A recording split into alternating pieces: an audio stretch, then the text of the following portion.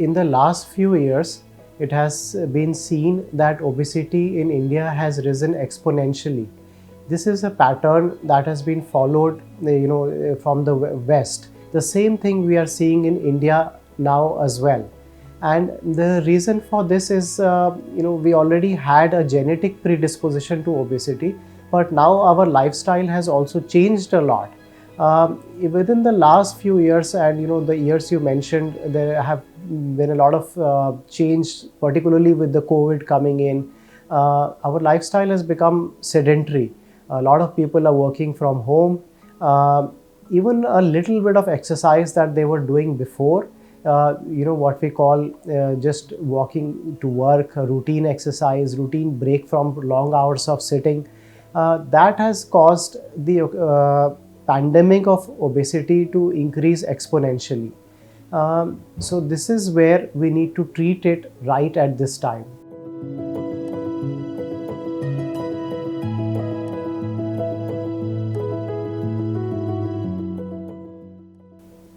The health problems of implications of obesity are really manifold. Obesity contributes to metabolic problems, diabetes, high blood pressure, high cholesterol, and patients who suffer from the metabolic problem have a several-fold increased risk of heart attack and stroke.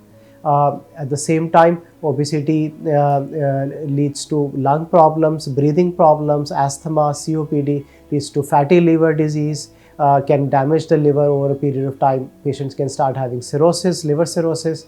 It leads to infertility in women. It leads to several cancers are seen to be at a significantly increased risk in patients who suffer from obesity. It leads to a poor quality of life, mental health problems, and physical health problems. So obesity affects from head to toe, and it needs to be addressed together, not just as somebody being overweight, but all the health problems need to be addressed together.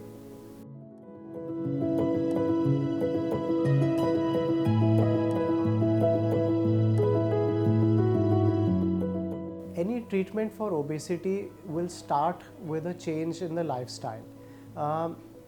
When somebody comes to us for treatment for obesity, we see firstly what are the reasons that they are gaining weight. 50% of obesity is due to an inappropriate diet. So patients have to go through a very detailed diet assessment. We see what are the modifications that can be made in the diet, what all improvements can be made, and they need to be followed on a structured basis, weekly basis, to see how they have made the changes and how things are improving. But that is not the only thing. Apart from diet, physical activity, the WHO recommended guidelines of exercising 30 minutes 5 days a week. That is something that should be done by everyone. So these are some steps that need to be followed by anyone, even if whether they're 5-10 kgs excess weight or whether they're 50-60 kg excess weight. When the weight becomes 20 to 30 kg excess weight and people start having health problems associated with obesity, such as diabetes, high blood pressure, that is when we go ahead and we don't talk only about diet and exercise. We see if there are some medicines that we can prescribe them to, say, help lose weight and treat diabetes at the same time.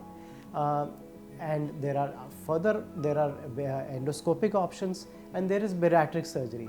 So if somebody is 30 kg excess weight and already diabetic, then bariatric surgery is something that I would be recommending upfront for them, because we see that it is very difficult for somebody who's that heavy to lose that amount of weight and maintain it just with the help of diet and exercise.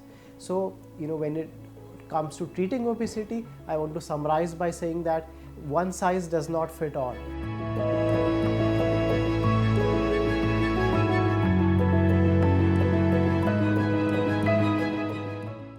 Childhood obesity is also becoming very common.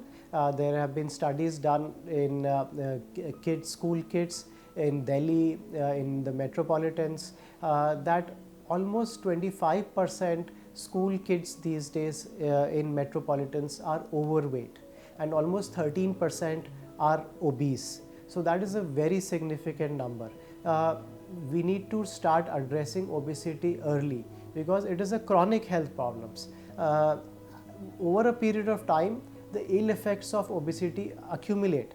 It is just like diabetes. It will start to affect somebody from head to toe. So if it's already affecting somebody in childhood, that is when we need to start addressing the problem before they start having high blood pressure, diabetes, and all the host of problems that come with obesity.